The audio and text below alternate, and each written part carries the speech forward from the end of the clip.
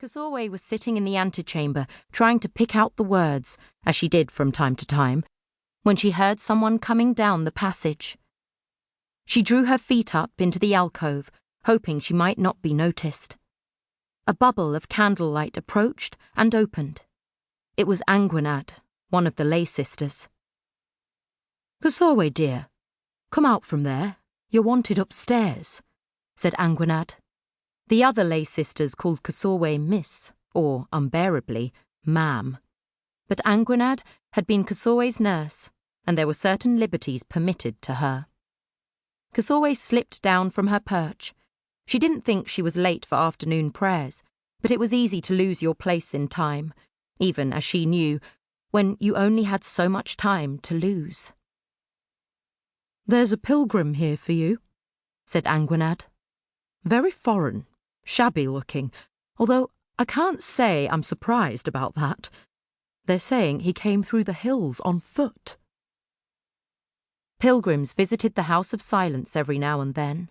Most of them wanted nothing more from Csorwe than a blessing. But Anguinad was looking at her with a soft anxiety that suggested this visitor needed something more demanding. Upstairs, Anguinad took her place at the back of the hall. The priestesses were already kneeling in rows down either side. Prioress Sangrai took Csorwe aside and explained that the pilgrim required a prophecy, as was his right. The acolytes set out lacquered trays and tapers, and the keeper of Black Lotus went from tray to tray, tipping out dried leaves and stems of lotus from her censer. When it was time, Csorwe set off alone down the centre of the hall, toward the dais at the far end. The hall was lit only by candles, and by the dim glow of the lotus as it began to smoulder. The faces of the others were like pale thumbprints in the haze. At the dais, the prioress and the librarian stood to one side with the stranger. Csorwe got a brief look at him as she approached, but she kept her eyes down and her pace stately. On the dais was a high-backed chair. Csorwe took her place here, holding her head high, looking straight ahead. The rows of priestesses and acolytes, the prioress, the librarian, and the stranger, all blurred and faded at the periphery of her vision. All she could see was the darkness and the empty air occupying the great vault of the hall. The fumes of the lotus rose among the pillars, sweet and elusive. Once the keeper of Black Lotus had completed her round, she came to Csorwe with a porcelain cup in which the seeds and petals of lotus gleamed in resin.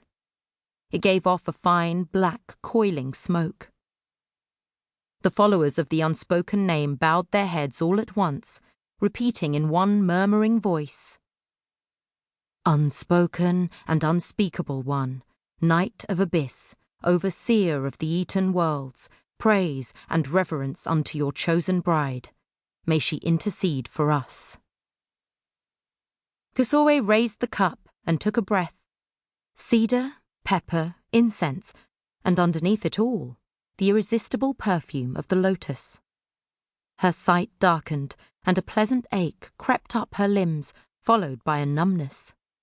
The lights in the hall were very far away, and they shimmered as though under water. With each breath, they dimmed a little more. In waking life, Csorwe had walked every one of the crypts and cellars beneath the House of Silence. She knew them by sight and by experience, by touch and by heart. Under the sway of the lotus, she felt the shape of them as though she had them in her mouth. The whole mountain was riddled with hollows, and at the heart of the mountain was the greater void. She plummeted through the dark and felt the eyes of the void upon her. The presence of the Unspoken one crept in slowly at first, like the first reaching wavelets of the tide, rising gently, prying into the burrows of sand-creeping things. And then, all at once, it was impossible to ignore. A vast, invisible pressure, a single focused curiosity that weighed her with impersonal hunger. Then, a voice, and a face.